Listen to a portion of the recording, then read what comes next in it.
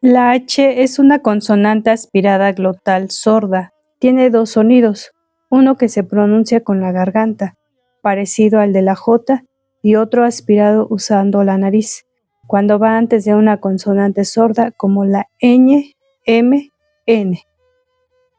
Escucha las diferencias de los dos sonidos de la H.